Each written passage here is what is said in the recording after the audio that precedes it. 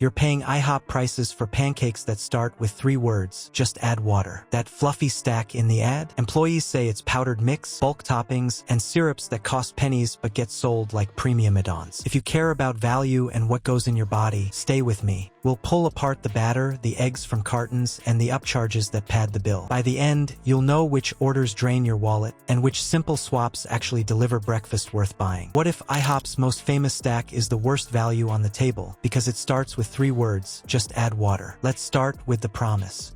You walk in and buy the myth. Home-style pancakes? Steam rising, a friendly griddle cook cracking eggs and folding batter like a small-town diner. That cozy image is part of the price. You're paying for the story as much as the plate. But here's the kicker. Employees say the pancakes aren't made from scratch. The batter comes from powdered mix in bulk bags. Just add water and mix. Fresh becomes rehydrated. The work is in a mixer, not a bowl. That's fast. It also sets a hard ceiling on what ends up on your fork. A scratch batter has a backbone. Flour, eggs, milk, leavening. You control the fat and the liquid, so the browning, the rise, the crumb all shift with care. A bag built for shelf life and speed is different. It's designed to withstand storage and the rush. Less nuance, more uniform outcome. That's by design. Industrial mixes prioritize consistency and cost. They often include conditioners and stabilizers that survive long storage and rough handling. Think of it like a boxed cake that never fails, but never tastes like the one you bake for a birthday. Safe, steady, same. Now layer in the fun stuff. Blueberries, chocolate chips, seasonal swirls. The base is the same powder. The add-ins are scooped from bulk or pulled from the freezer. Easy to portion, easy to repeat. Not exactly fresh-picked or hand-chopped. Convenience wins, flavor pays. Frozen fruit changes the game on the griddle. It releases water as it heats. That extra liquid bleeds into the batter, so you lose edge crisp and get a damp middle. The fruit tastes colder and flatter because freezing dulls those bright notes. Not ruinous, but definitely not peak. Then there's the syrup show. Those colorful bottles look like orchard in Iraq, but the source says the fruit syrups and sauces are commercial syrups from bottles. High fructose corn syrup with artificial fruit flavoring. Not a slow-cooked reduction. More like flavored sugar in a suit. Put it all together and the pattern shows. You're billed like it's bakery-level craft. The inputs look like cafeteria logistics. Powder, water, scoop, pour. It's a system built to run all night and never hiccup. Reliable, yes. Special, not really. The truth is, the cheapest thing in that kitchen is the base mix. It drives almost every stack and keeps labor low. So the paradox is simple. The signature order gives you the lowest ingredient value per dollar. The flash sits on top. The foundation is bargain bin. You might want to rethink what you're actually buying when you upgrade that stack. The value isn't in the batter. It's in the theater and the toppings, which is a neat trick if you are the one ringing the sale. Now let's move on to the extras that quietly turn a low-cost mix into a high-price bill. The stack is cheap to make. The real money is in what lands on top and beside it. Let's start with the little add-ons. A drizzle of flavored syrup, a scoop of fruit topping, a swirl of whipped cream, a side plate with bacon, hash browns, or a small bowl of eggs. They look harmless. They are priced like upgrades. But here's the kicker. Employees say these toppings cost pennies but ring up like premium upgrades. That gap is where the margin lives, not in the batter. In the extras, walk the order path and watch the total climb. You start with base pancakes.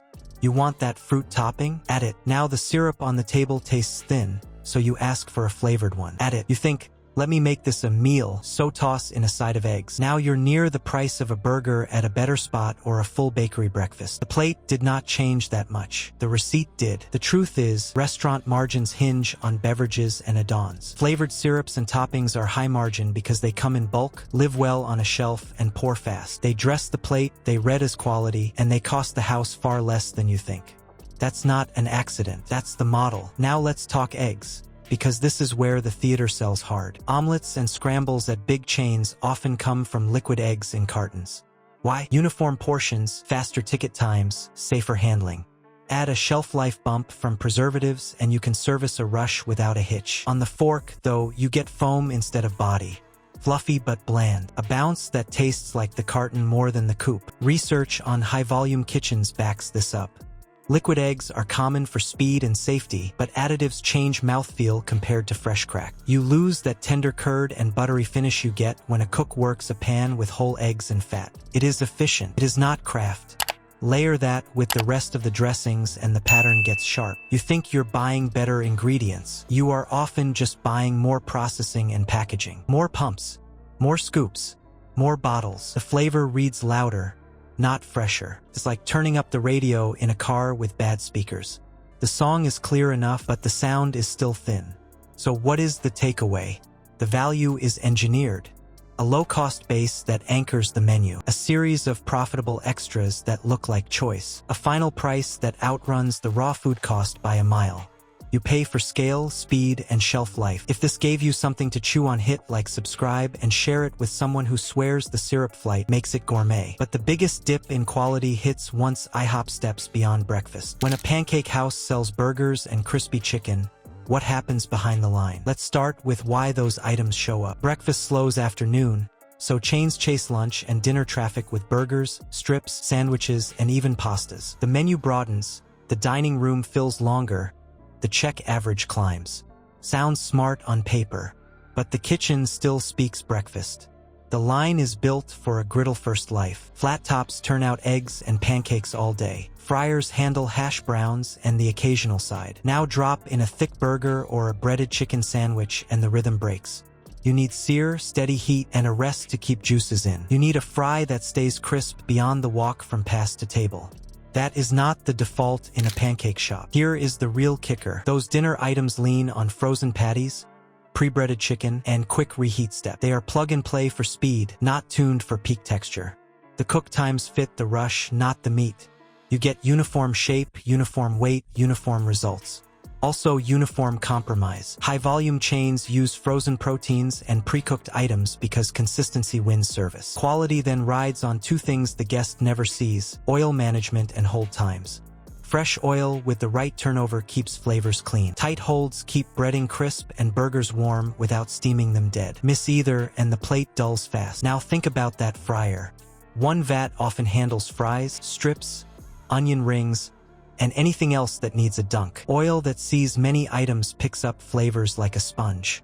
Darkens, it gets tired. The result is a heavy, sammy note that clings to breading and lingers after the bite. Fills you up, but not in a good way. Reheats are the other trade. They shave minutes but cost you crunch. Breaded chicken that sits even a short hold starts to steam inside its shell. The crust softens. The meat tightens. It's the food version of ironing a shirt and then wearing it in the rain. Heat lamps make it worse. Fried foods lose snap within minutes because moisture in the coating and the air evens out. That equalizing turns crackly into chewy. The lamp keeps temp for safety. It does not keep the texture you wanted when you saw the menu photo. On a menu board, these plates read like value. Big patty, thick bun, two sides. On the tray, they can feel limp and factory-made, like the greatest hits of convenience foods staged for a quick exit. You are paying for an idea that the line cannot support. So the mini payoff here: non-breakfast orders at a breakfast-optimized chain often carry the steepest drop in quality per dollar. You might want to rethink dinner at a spot built for dawn. So how do you order better or skip the trap without giving up breakfast out? Here's the real kicker: the cheapest inputs sit under the icon. Powdered mix, bulk toppings, and liquid eggs prop up a price that reads home-style but spends like cafeteria stock. That is why the stack you expect to be best is often the worst value. If this gave you something to chew on, hit like and subscribe, and share it with someone who still orders the add-on syrup flight. Want a breakdown of the best order hacks that beat the upcharge machine? Tell me which item you want priced out next. I'll cost it piece by piece. You save money, skip filler, and still get breakfast worth eating.